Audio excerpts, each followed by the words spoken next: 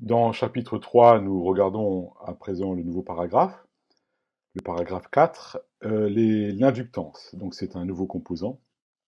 L'inductance est en fait un peu l'équivalent du condensateur, et enfin en tout cas a beaucoup de similitudes avec le condensateur, bien sûr aussi des différences.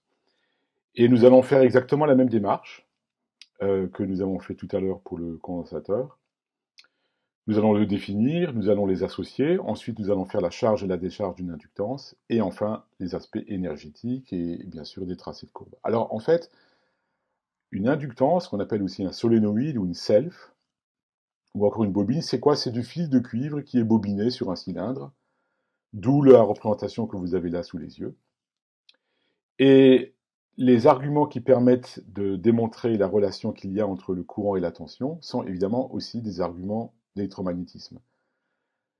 Et on va donc admettre la relation, et la relation courant-tension, et cette relation-là dit que la tension au borne de l'inductance, U indice L, est proportionnelle à la dérivée par rapport au temps du courant qui la traverse. La relation, c'est UL égale L fois DI sur DT. Alors, déjà, vous voyez que cette relation, assez similaire à ce qu'on avait pour le condensateur, mais les deux grandeurs électriques sont inversées. Le condensateur, c'était le courant qui était proportionnel à la dérivée de la tension. Là, c'est la tension qui est proportionnelle à la dérivée du courant. Et derrière, ce qu'il y a en filigrane, en fait, c'est le champ magnétique qui règne dans le solénoïde, ou dans la bobine, ou dans l'inductance. L étant Henry, donc c'est l'unité du système international. Je rappelle, hein, la capacité était en farad.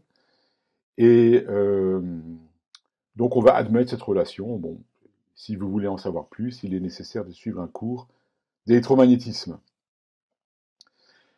La première question, bien sûr, c'est comment ça fonctionne lorsqu'on associe des inductances entre elles. Et on va commencer par l'association en série. Donc deux inductances qui sont montées en série d'inductances respectivement L1 et L2. Comme elles sont en série, bien sûr, elles sont parcourues par le même courant I. Et la démonstration, elle est extrêmement très rapide. On note UL1, la tension au bord de la première, U indice L2, la tension aux bornes de la deuxième, et on note U, la tension aux bornes de l'ensemble, de l'association des deux composants. Et clairement, maintenant, pour vous, maintenant, c'est de la routine. Euh, la loi d'additivité en série porte sur les tensions, donc vous pouvez écrire U égale U1 plus U2, ou UL1 plus UL2, c'est-à-dire L1 DI sur DT plus L2 DI sur DT. Et comme c'est le même courant, donc la même dérivée du courant, on peut mettre DI sur DT en facteur et on obtient directement U est égal à L1 plus L2, le tout fois DI sur DT. Donc en fait, l'ensemble des deux inductances est équivalente à une inductance unique, d'inductance équivalente, L équivalent égale L1 plus L2. Donc ça se passe comme pour les résistances. Quand vous montez deux inductances en série, l'inductance équivalente est la somme des deux inductances individuelles. Vous voyez, la démonstration, elle est extrêmement très rapide. Là, pareil, hein, je vous encourage à la faire et à la refaire parce que c'est comme ça que vous appropriez la relation U égale L fois DI sur DT. Comment ça se passe quand on les met en parallèle? Eh ben, la démonstration est presque aussi simple. En fait, il suffit de dire que cette fois-ci, les deux inductances, évidemment, euh, sont soumis à la même tension à leur borne, U, la même tension, et l'additivité, la loi d'additivité, cette fois-ci, bien sûr, porte sur les courants via la loi des nœuds que vous avez maintenant bien acquise et bien comprise. Donc I est égal à I1 plus I2. Alors pour démontrer, bon, c'est guère plus compliqué, il suffit de dériver. DI sur DT est égal à DI1 sur DT plus DI2 sur DT.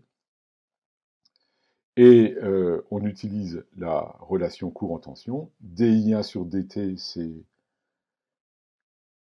U sur L, U sur L1, U sur, ouais, enfin U1 sur L1 plus U2 sur L2, mais En fait, les tensions sont les mêmes aux bornes des deux inductances, donc ça fait U facteur de 1 sur L1 plus 1 sur L2. Donc vous avez la relation, finalement, dI sur dt est égal à 1 sur L1 plus 1 sur L2, le tout facteur de U.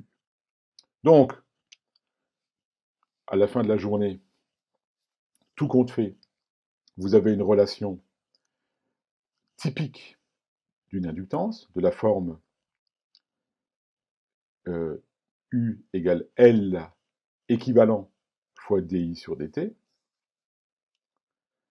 avec 1 sur L équivalent égale 1 sur L1 plus 1 sur L2. Donc là, pareil, ça fonctionne comme pour les résistances. Quand vous mettez les deux inductances en parallèle, c'est la relation classique.